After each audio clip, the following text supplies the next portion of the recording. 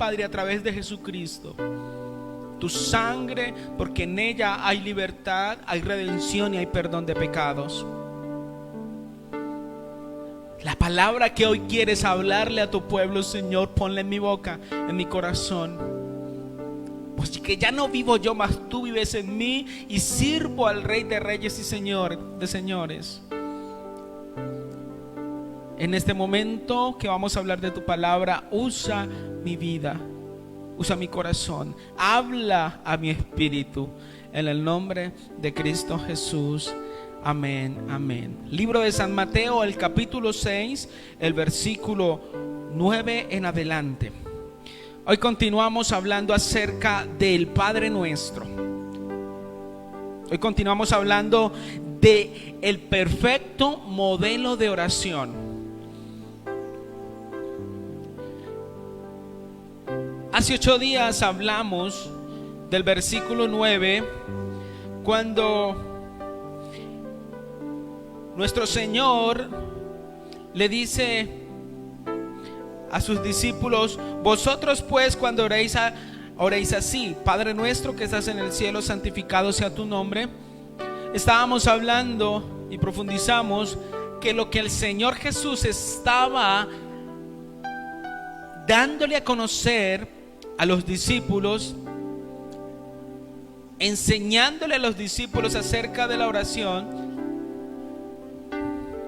les está diciendo es que la oración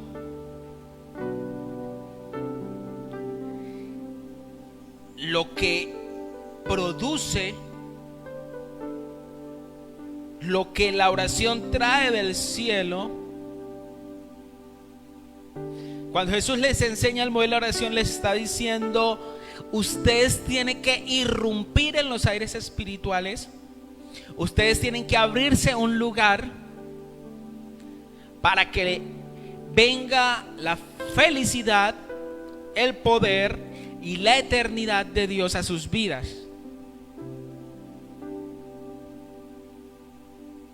Por eso la oración tiene que ser agresiva y violenta. Y no con la violencia que usted tiene ahí en su cabeza, que es pegar, que es arrebatar físicamente. Esto es espiritual.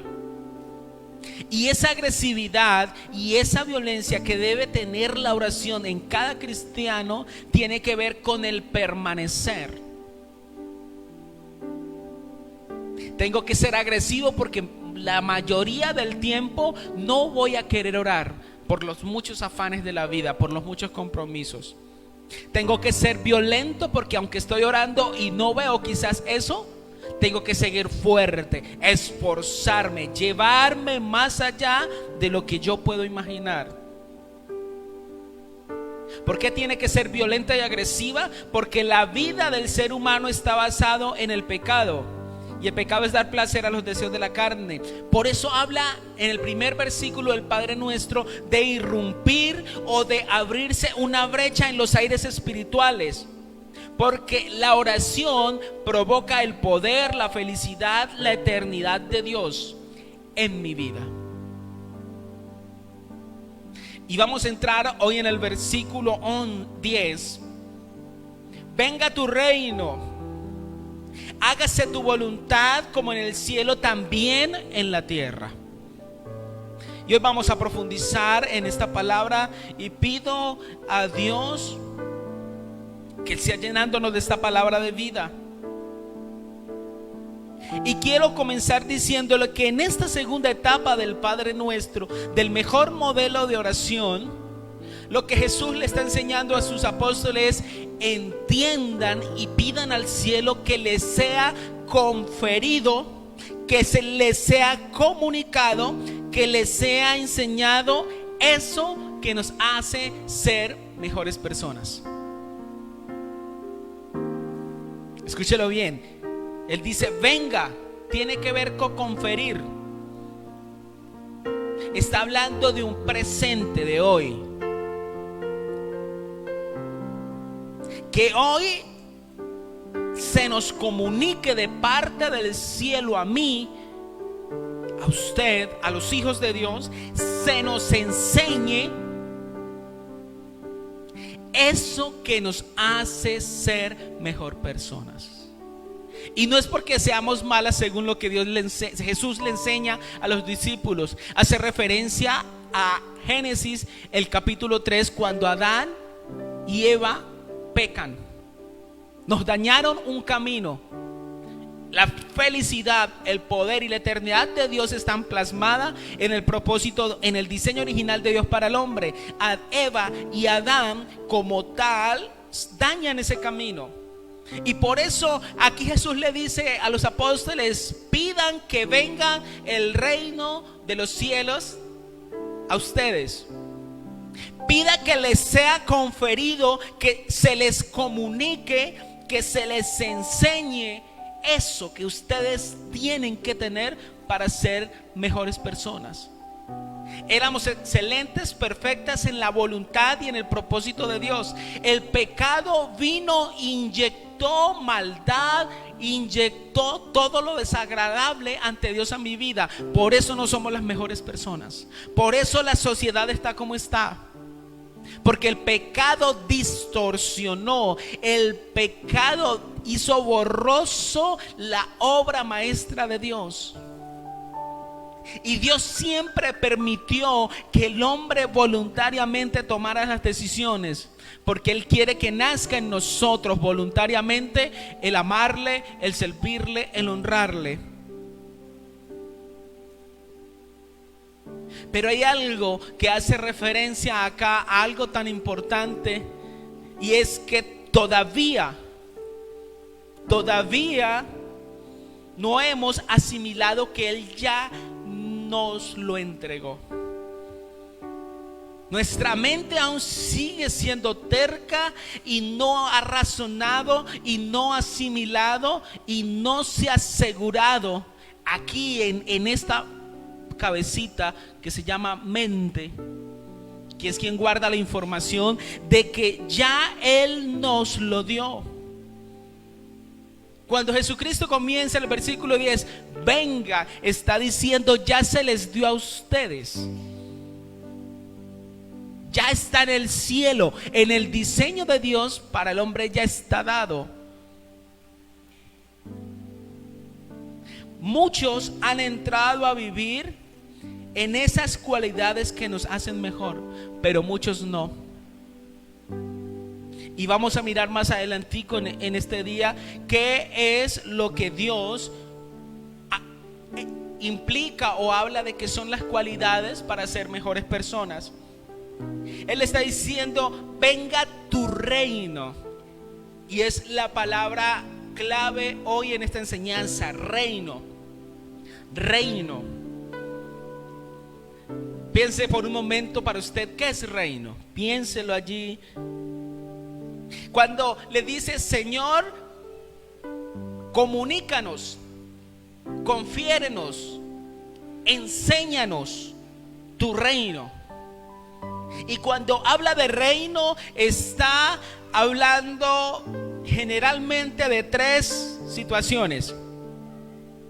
Primero, de la soberanía de Dios, de lo soberano que es Él, que no hay nadie más arriba de Él, y que por Él y para Él son todas las cosas. La segunda, poder, autoridad. Y la que podemos aplicar también a nuestro tiempo es el gobernar.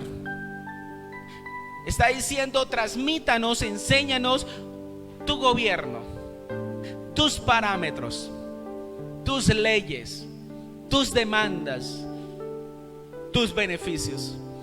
Y como pueblo de Dios muchas veces nos quedamos solos en los beneficios, y en la oración siempre nos quedamos con esa oración basada en la fe natural. Señor, sáname. Señor, bendíceme. Señor, prospérame. Señor, dame la casa, dame la beca, dame el carro. Los solteros dicen: Señor, dame esa chica según tu voluntad, pero que sea blanca, de ojos claros y cabello mono.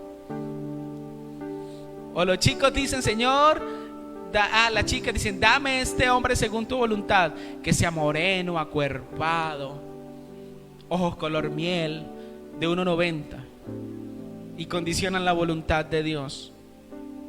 Pero el Señor en esta mañana está hablando de que en el modelo de oración lo que tenemos que tener en cuenta es pedir que el gobierno de Dios, que el reino de Dios, que su justicia, que su paz, que su gozo venga a mi vida. Venga tu reino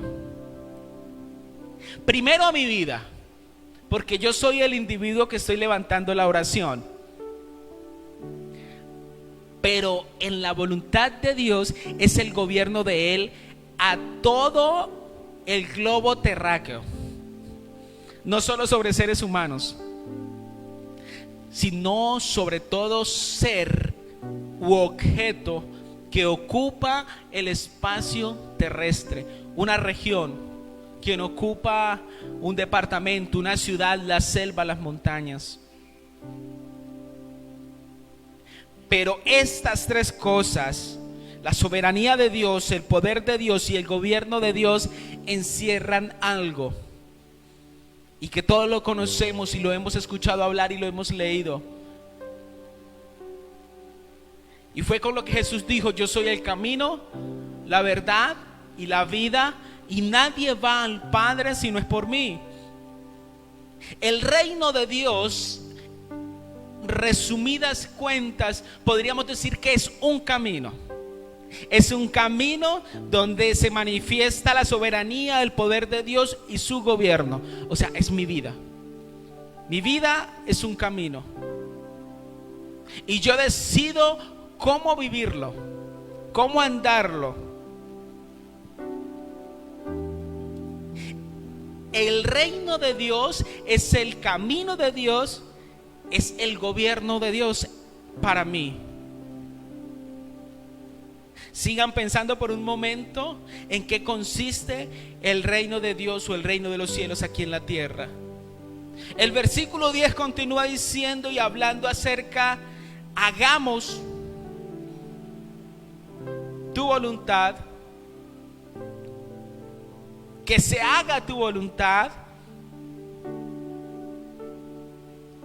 como en el cielo, así también en la tierra. Y cuando esa palabra hagamos comienza a manifestar de una forma más visible en medio de la oración la obra de Dios o de Jesucristo o del Espíritu Santo, como usted lo quiera llamar, en la vida del creyente. ¿En qué consiste esa obra? En hacernos llegar a. En hacernos llegar. Consiste en ser o en el ser. ¿Y esto qué es? En que somos un espíritu, que vivimos en un cuerpo y que alimentamos ya sea la carne o el Espíritu de Dios en nosotros a través de lo que pensamos, de lo que sentimos y de lo que hacemos. También significa alcanzar a ser. ¿Y por qué significa alcanzar a ser? Porque recuerde que tenemos una vida de pecado y no hemos sido santificados. Estamos en el proceso de santificación, que es muy diferente. Todos los días me santifico para Dios. Todos los días seré santificado el día que el Señor nos lleve allá a sus mansiones eternas, a la boda del Cordero. Alcanzar a ser, es decir, que cuando no avanzo, Él completa el recorrido por ti y por mí. Él está diciendo: Señor, hágase tu voluntad. Les está diciendo a los apóstoles: pues vengan muchachos. Y yo creo que Él miraría a Pedro, porque a Pedro se le notaba la rebeldía, el revolucionario, el pelietas. Yo creo que Pedro decía: si me dan en una mejilla, yo lo doy en las dos, pero al otro. Él le dijo: Pedro, y cuando usted no pueda, en esa oración es donde Dios, mi Padre, con el Espíritu Santo que les voy a dejar, viene y termina eso que usted empezó. Ese querer que ha nacido en usted, Pedro, y que hasta ahorita no has visto porque me negaste y me dejaste solo. Él lo va a terminar. Hágase tu voluntad. Hacer eso que usted no ha logrado hacer porque no tiene las capacidades. Él dice, pues en medio de la oración yo vengo y hago eso. Yo vengo y te entrego eso que no has podido tomar, que está al alcance de tu mano, que es mi voluntad. Pero otra de las cosas que significa ese hacer tiene que ver y está relacionada estrechamente con el comportamiento de los hijos de Dios. ¿Y por qué con el comportamiento? Por algo que hemos dejado pasar por alto, y es que se nos fue transferido o se nos dio el poder para gobernar. Venga tu reino, hágase tu voluntad. Haya un comportamiento como personas que tienen el poder para gobernar. Pero no estamos hablando de ciudades, del gobierno actual.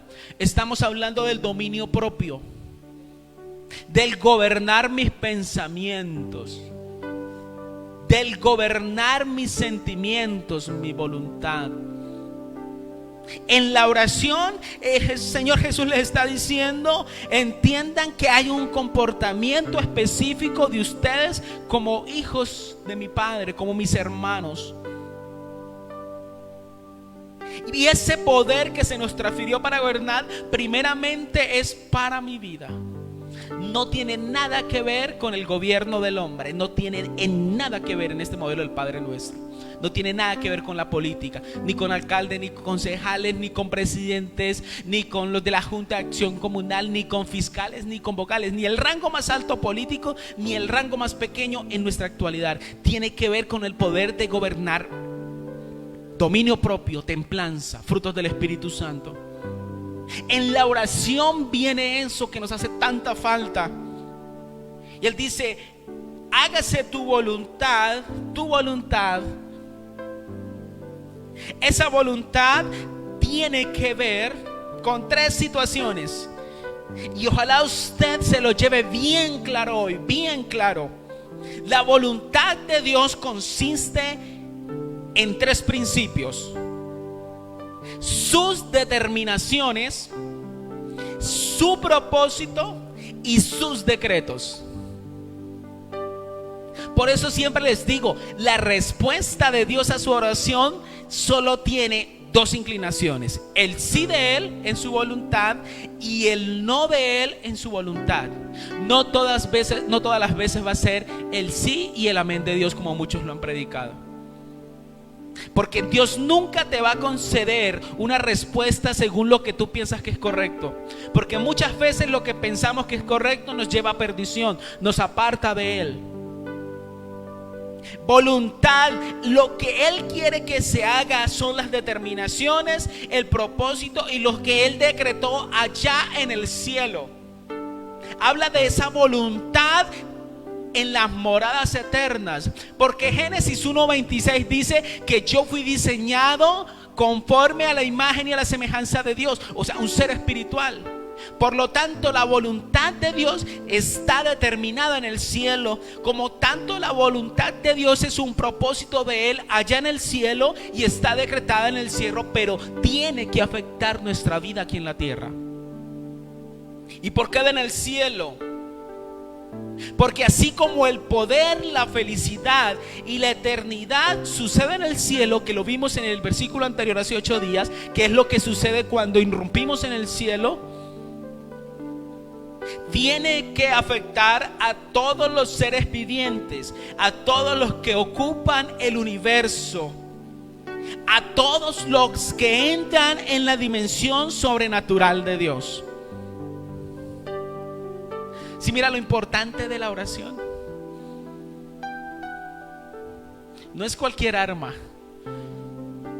un recuentico. Hace 8 días aprendimos que con la oración irrumpimos en el cielo, le estorbamos al diablo. El diablo no nos puede hacer nada. Intentará y nos mostrará que nos está haciendo mal, pero no es real. Es una circunstancia que él pone delante de nosotros. Él dice, pero si ustedes están en la oración, se abren un espacio, se adueñan de ese espacio con la oración, y a través de ese espacio en los aires espirituales viene el poder, viene la felicidad, viene la eternidad de Dios a sus vidas, en todo lo que usted llama vida. Hoy hemos entendido que la voluntad, que el gobierno de Dios es un camino que está parametrizado, que está limitado, es decir, tiene unas demandas, tiene unos privilegios, tiene unos beneficios, pero Él dice también tiene una demanda que es la voluntad de Él, que son las determinaciones de Él, que es el propósito de Él, que son los decretos que Él ha levantado. Y le dijo a Satanás, a Job les puede quitar las finanzas, le puede quitar los hijos. No, la mujer déjesela. A Job le puede quitar todo el bienestar que tiene, le puedes quitar su salud, pero no toca su vida. Dios siempre ha tenido parámetros y decretos, y en eso consiste el gobierno de Dios, en un gobierno perfecto. Y dice, pero eso tiene que repercutir en todos los seres y objetos que habitan el globo terráqueo. Árboles, naturaleza, construcciones del hombre. Dios puede tomar control sobre un satélite. Todo está sujetado a los decretos y a las determinaciones que Él ha puesto en su voluntad. Pero aquí hay algo muy importante. Pero en sobremanera afectará a la vida de las personas que entren en la dimensión sobrenatural de Dios, en los que logren abrirse ese espacio, en los que logren irrumpir, en los que logren mantener en una vida de oración. La oración se nos enseñó por muchos años que es hablar con Dios, y es un diálogo. Yo hablo, Él me responde, Él me pregunta, yo le hablo. Pero el versículo 11 dice algo muy importante, muy crucial.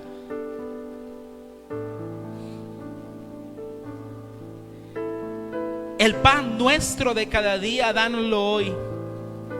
Y no piense en el mercado. Pablo dice que el que no trabaje, que no coma. Y no se refiere a que tengan un sueldo mensual.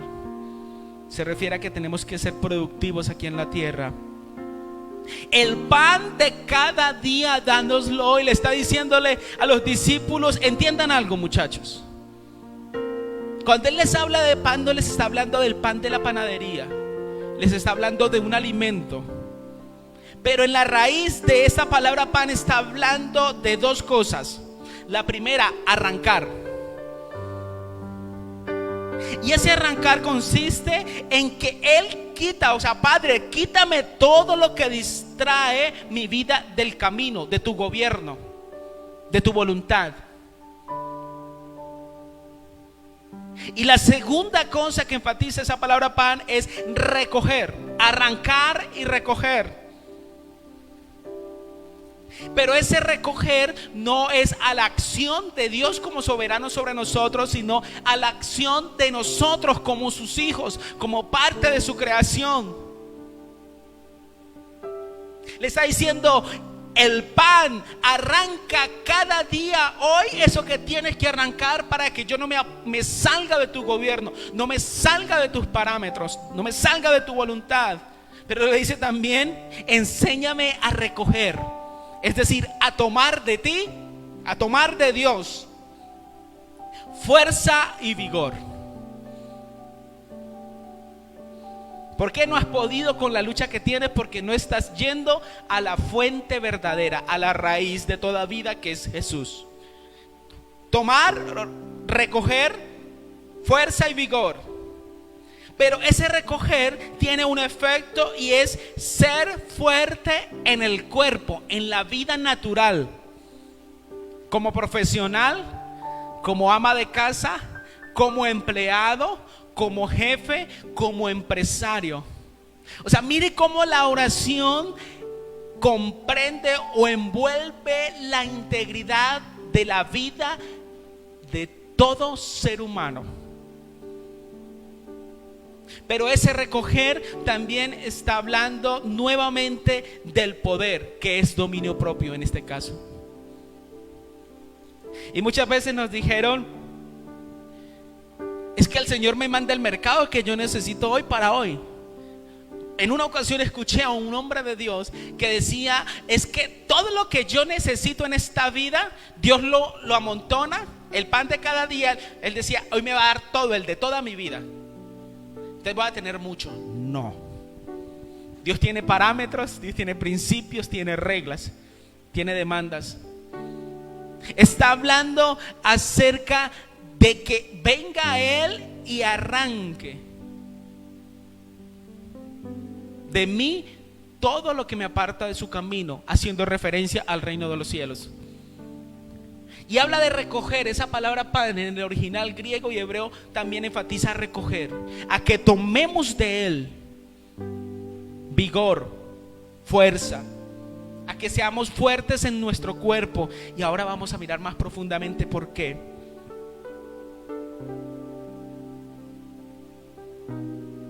Cuando habla del reino de Dios, yo quiero que miremos Romanos, el capítulo 14, el versículo 17.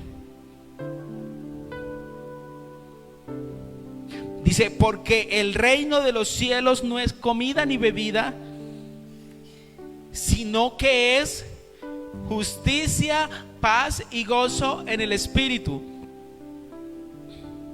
Romanos 14, 17. Porque el reino de los cielos no es comida ni bebida, sino que es justicia, paz y gozo. ¿Sí dice así o no dice así? Entonces, ¿por qué tanto extremista en el que viste, en el que come, en el que no come?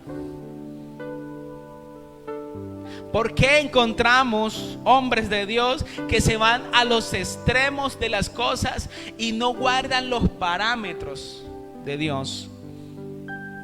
A la luz de la palabra, el apóstol Pablo nos está enseñando: mire, venga, no se enreden en las cosas externas.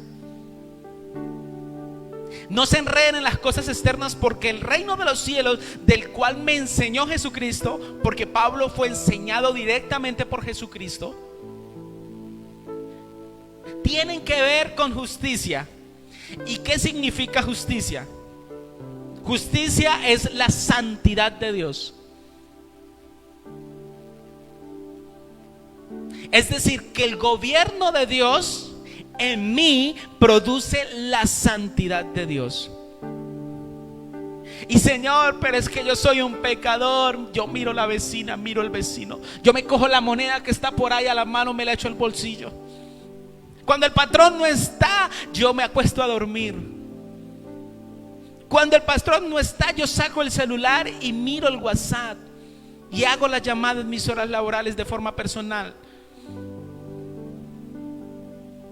La cuestión no solo es reconocer, es entender que si el gobierno, el reino de Dios, el reino de los cielos en nuestras vidas es justicia, es la santidad de Dios en mí, en mi carne nunca lo voy a lograr. Nunca lo vamos a lograr. Pero cuando entendemos que es Él en mí, Él lo logra a través de nosotros. Y si lo hace a través de mí, va a afectar mi vida y me convierte en un santo. Sed santos, porque yo soy santo. Por eso nos dejó al Espíritu Santo, porque Él los guiará a toda verdad. Y les dice: a ustedes les conviene, haciendo referencia a que es ganancia para nosotros. Porque el Espíritu Santo manifiesta el gobierno, el reino de Dios, y produce en usted y en mí la santidad. Y aunque usted quiera pecar, va a haber algo dentro de usted que detiene la mirada, que detiene el paso, que detiene las manos para no practicar pecado. Porque el gobierno de Dios, el reino de Dios, eso es lo que produce en el ser humano, la santidad de Dios. la justicia. Pero dice paz. El gobierno, el reino de Dios es paz. Y en esta ocasión, esta palabra paz significa prosperar. Y no tiene que ver con dinero. El gobierno de Dios trae prosperidad. ¿Por qué trae prosperidad? Porque la decadencia en el ser humano que produjo el pecado de Adán y Eva, que a partir de su siguiente generación, Caín se levanta contra Abel y le mata, nos ha perseguido y nos perseguirá hasta el día de la venida de nuestro Señor Jesucristo. Y por siempre hay decadencia. O sea, no somos prósperos en la vida del Espíritu. Es lo que Satanás siempre ha querido pasmar, prosperar. Pero ese prosperar tiene que ver con el aumentar, con el unir. ¿Y a quién tenemos que estar unidos? Yo soy la vid verdadera, ¿y vosotros qué? Los pámpanos.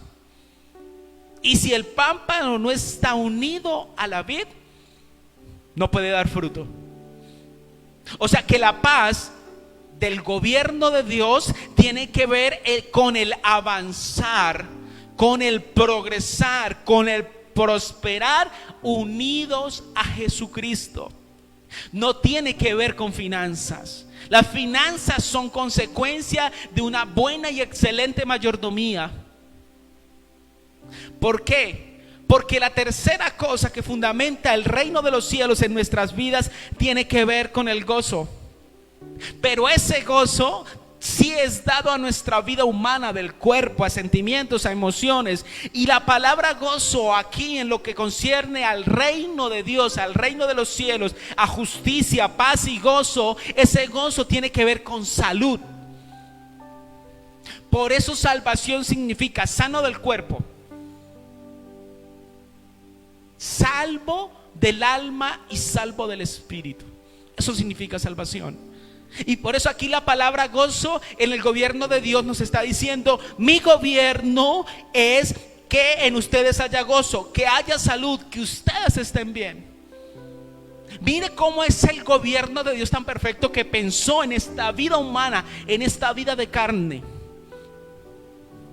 Para los que logran a través de la oración entrar en una atmósfera sobrenatural, donde logran irrumpir y provocan que el poder, la felicidad y la eternidad de Dios venga a sus vidas, viene la santidad de Dios, viene la prosperidad, el aumentar estando unidos a Jesucristo, y viene el gozo, que es la salud y el estar bien aquí en el cuerpo.